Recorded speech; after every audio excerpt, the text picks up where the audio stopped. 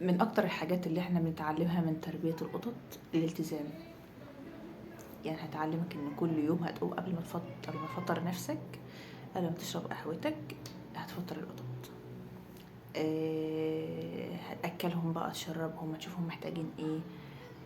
هتعلمك ان كل كام يوم هتغير لهم اللي هو البودي كورنر بتاعهم. تجيب لهم في حاجات كتير، انت محتاج تحضر لهم مكان يلعبوا فيه عشان ما يقطعوش الفرش بتاع البيت، الكنب والحاجات. ما انت لو ما عملتش كده هتبص تلاقي الكنب مخربش والسراير مخربشه وحاجات غريبه كده. هتخرجهم كل شويه برضو، تحضر لهم وقت تخرجهم فيه. هما بيحبوا يخرجوا ما بيحبوش يخرجوا طبعا، فدي حريه شخصيه. في قطط بتحب تقعد في البيت، في قطط بتحب تخرج. فشو هما محتاجين ايه هتعمله لهم. هتكافئهم طبعا لما يعملوا حاجه حلوه، هتجيب لهم حاجات تفرحهم بقى، في حلويات خاصه بالقطط. هتعمل لهم اكلهم طبعا اللي هم بيحبوه. مش كل القطط بتحب الاكل زي بعضها، انا عندي قطتين كل قطه منهم لها مذاق خاص، او ايه اسمها ايه، لها ذوق خاص في الاكل.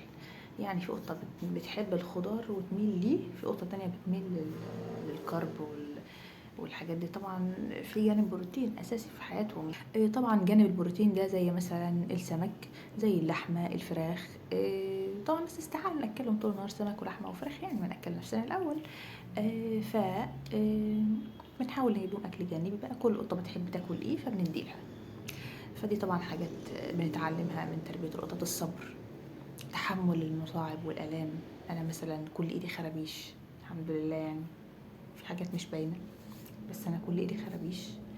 نتعلم التحمل، قوه التحمل. انا اتعض واستحمل، بس انا ما اعرفش اعيط ليه حبيبتي.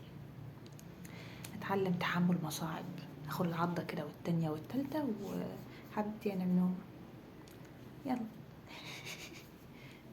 ونتعلم برضو ان احنا ايه، ما نبقاش عبط كتير. يعني ما لما كل ما تتعض من القطه بتاعتك او تتخربش، جرب تعاقبها، مش تضربها بقى وتزعق لها، لا.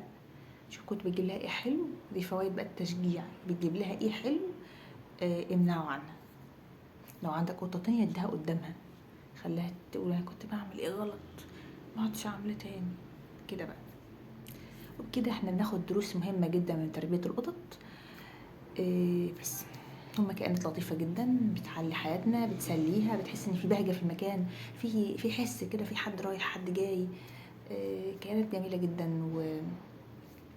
وكما قال الرسول صلى الله عليه وسلم، يعني كان بيقول انها من الطوافين عليكم الطوافات، فدي حاجة حلوة.